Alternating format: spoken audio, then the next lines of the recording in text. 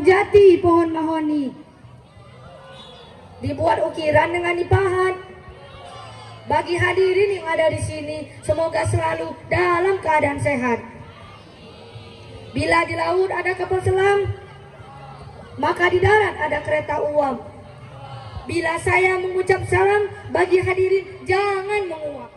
Assalamualaikum warahmatullahi wabarakatuh. Waalaikumsalam. Inna hamdalillah nahmaduhu wa nasta'inuhu wa nastaghfiruh wa na'udzu billahi min syururi anfusina wa sayyiati a'malina may yahdihillahu fala mudhillalah wa may yudlil fala hadiyalah. Asyhadu an la ilaha illallah wa asyhadu anna muhammadar rasulullah. Allahumma sholli ala sayyidina Muhammad wa ala alihi wa sahbihi ajma'in. Amma ba'du.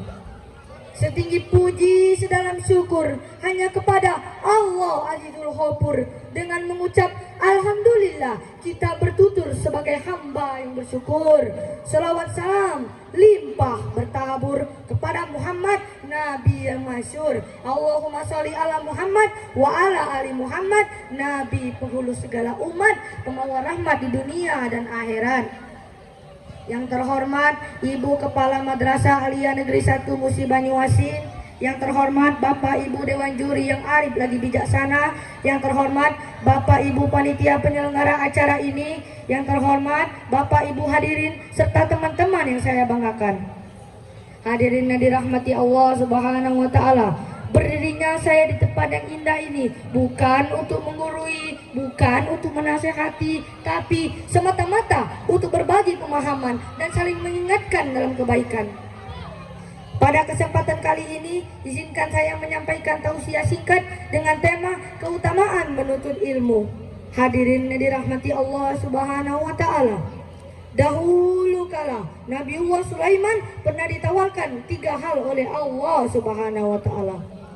Hai Sulaiman, kata Allah, kamu hendak memilih yang mana, antara ilmu, harta, atau kekuasaan? Nabi Sulaiman tidak memilih harta dan kekuasaan, namun Nabi Sulaiman memilih ilmu. Mengapa Nabi Sulaiman tidak memilih harta dan kekuasaan? Ada yang tahu tidak? Karena dengan ilmu lah Nabi Sulaiman mendapatkan kekuasaan dan kerajaan yang megah, hartanya berlimpah, perabotannya mewah-mewah, sampai istrinya pun cantik dan soleha. Masya Allah. Hadirin yang dirahmati Allah Subhanahu wa taala. Kisah tadi menggambarkan kepada kita bahwa betapa pentingnya ilmu, karena dengan ilmulah kita mendapatkan kebahagiaan di dunia dan akhirat. Namun tanpa ilmu kita akan menjadi orang yang sesat, orang yang jahat, bahkan melarat sampai masuk ke liang lahat. Yang benar aja rugi dong. Pantaslah Rasulullah bersabda, man arada dunia fa'alaihi bil ilmi wa man arada al akhirah fa'alaihi bil ilmi wa man aradahuma fa'alaihi bil ilmi. Yang artinya, barang siapa yang menginginkan kebahagiaan di dunia, maka hendaknya ia memiliki ilmu. Dan barang siapa yang menginginkan kebahagiaan di akhirat, maka hendaknya ia memiliki ilmu. Dan barang siapa yang menginginkan kebahagiaan di dunia dan akhirat, maka hendaknya yang memiliki ilmu. Hadirin yang dirahmati Allah Subhanahu wa taala. Luar biasa kan teman-teman, betapa utama dan mulianya bagi orang-orang yang menuntut ilmu.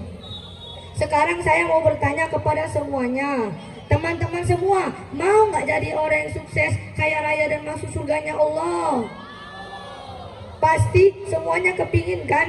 Caranya cuma satu teman-teman. Mari bersemangat menuntut ilmu di sekolah maupun di rumah, ilmu dunia maupun ilmu akhirat, karena Allah akan meninggikan derajat bagi orang-orang yang berilmu. Sebagaimana firman Allah dalam Quran surah Al-Mujadalah ayat 11 yang berbunyi, A'udzubillahi minasyaitonirrajim.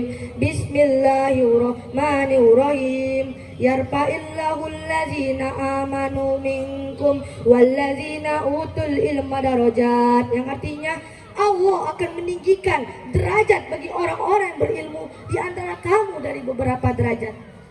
Hadirin yang dirahmati Allah Subhanahu wa taala, ilmu sangatlah penting dalam kehidupan. Ilmu laksana pelita, ilmu adalah cahaya dalam kegelapan.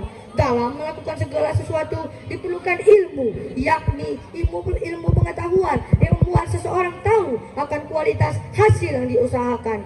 Sebagai contoh, seseorang akan tahu kualitas ibadahnya kepada Allah Subhanahu wa taala jika ia mengetahui syarat-syarat suatu ibadah, nilai dan keutamaan yang penting. Sebagai contoh, kita sholat cara mengangkat takbir dengan ilmu Allahu Akbar.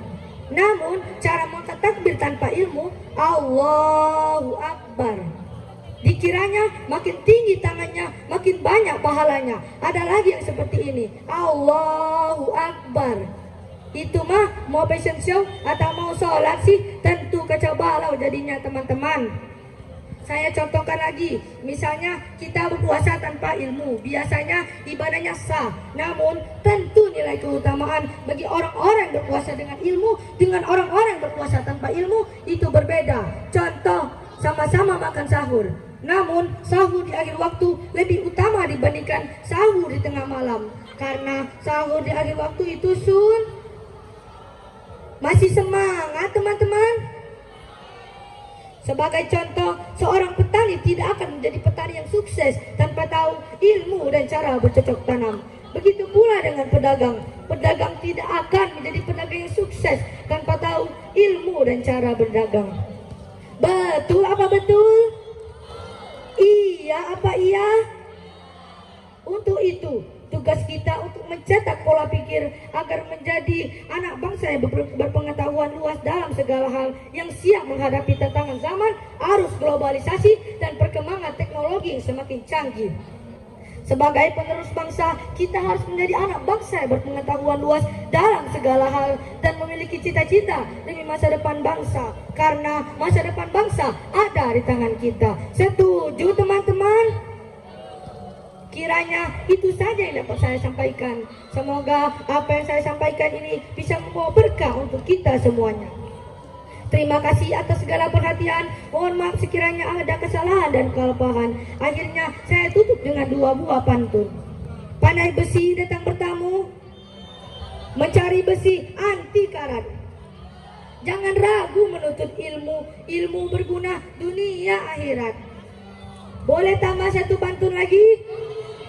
Di atas dahan burung cendrawasih, membangun sarang di pagi hari.